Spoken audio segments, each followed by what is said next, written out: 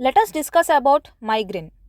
You may be well aware of this disease because many of our friends may be prone to this disease. So what are the classification here?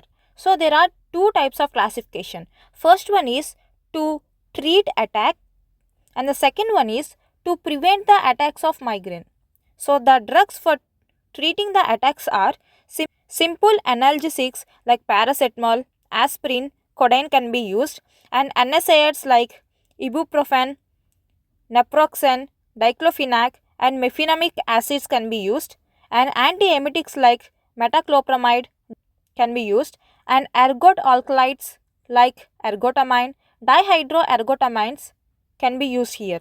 And selective serotonin agonists are sumatriptan, rizatriptan, naratriptan, zolmitriptan, and fluvatriptan. So these are used, whereas in case of sumatriptan, it is given subcutaneously and it have very low bioavailability compared to the other drugs, and it is having short T half.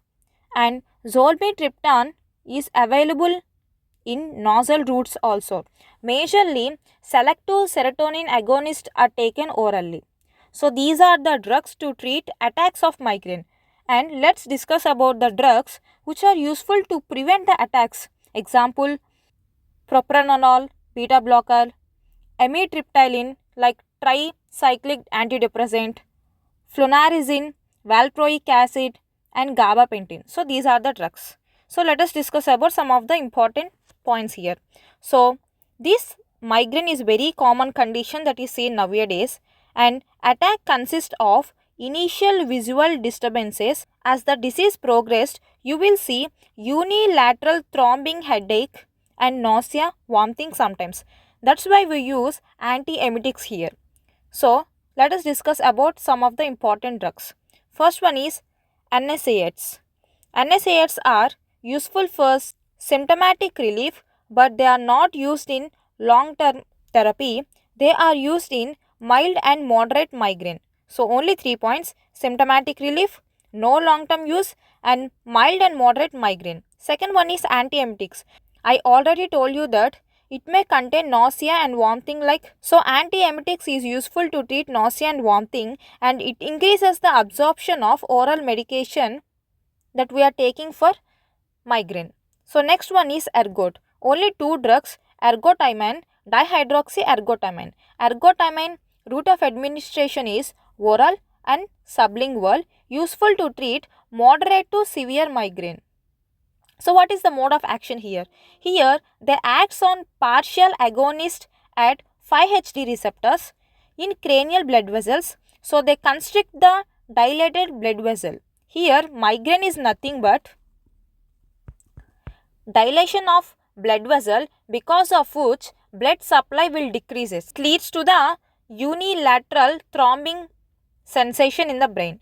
So it decreases the inflammation and extravasation of plasma into the perivascular space will takes place. So this is the mode of action of ergotamine. Second one is dihydroergotamine, which is having parenteral administration like intramuscular, intravenous, and subcutaneous. So they are majorly given at the time of attack, and the dose is 1 to 2 milligrams IV, IM, and SC.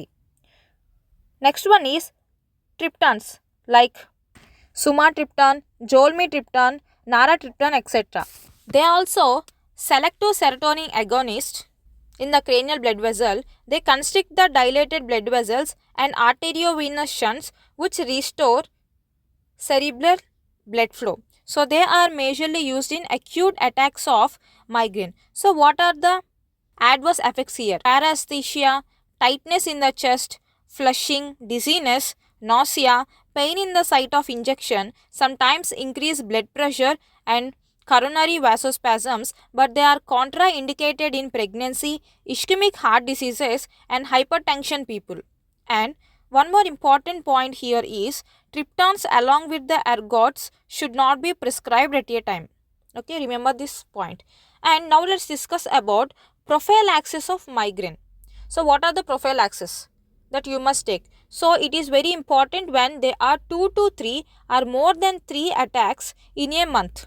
So they can be remembered with a mnemonic called as A, B, C, D, E. Like first one you should take anticonvulsants like gabapentin, sodium valproate or topiramate. So these are the drugs. Second one is beta blockers like propranolol, timolol, etinolol, metoprolol, and calcium channel blockers like verapamil, diltiazem. And antidepressants can also be used. And the last one is erinumab.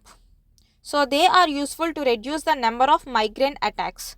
So these are the important points that you must remember regarding migraine. I hope if you find this video helpful, consider subscribing to the channel to educate you. This is Harshita signing off. Thank you so much.